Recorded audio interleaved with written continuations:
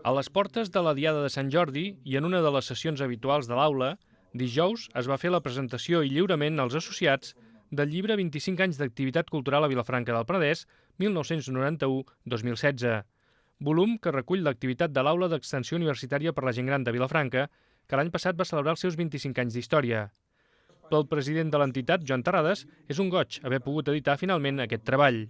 Jo crec que és molt important perquè tot el que s'ha mogut en quant a relacions de la gent, tant els que hi són com els que malauradament ja no hi són, s'ha establert tota una corrent d'amistats, de coneixement sobretot i de formació que ha fet que la gent doncs, no es quedin ja grans a casa, sinó que surtin, que anem informant, i avui em deien uns, diu, home, és que això, clar, com que són diferents temes, a més, gent que en sap i que ho proposa, doncs sempre aprens coses que durant el treball o l'aprenentatge o la universitat, el que sigui, no has tingut temps de saber-ho, no?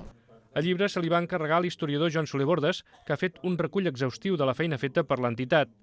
Preguntat per algun dels esdeveniments més rellevants, assenyala que és difícil triar-ne un, però sí que destaca algunes persones.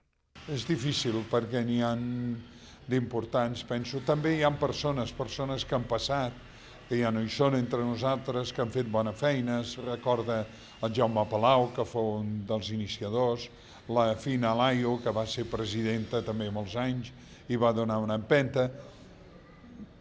I entre tots aquests s'ha fet bona feina, penso, i seria difícil destacar.